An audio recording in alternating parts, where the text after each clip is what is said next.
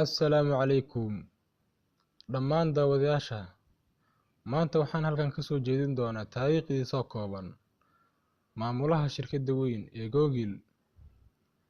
Waxaa laga yaabaa in aadan horey u maqal ninkan. Waa imise jir ayay kula tahay? Imise ayuu qaataa mishaar ahaan?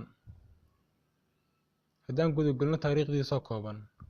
Magaciisu waa Vijay Sundararajan. Wuxuu dhashay Juun 10, 1972. Sidoo kale waxaa loo yaqaanaa Sundar Pichai. Waa Hindi Maraykan. Waa fuliye ganacsi. Waana injineer iyo sargaalka ugu sarreeya ee hadda Google.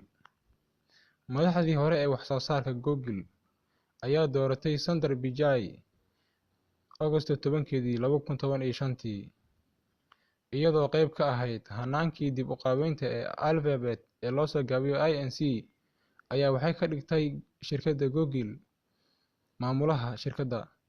Booska wuxuu qaatay Oktoobar 2, 2015.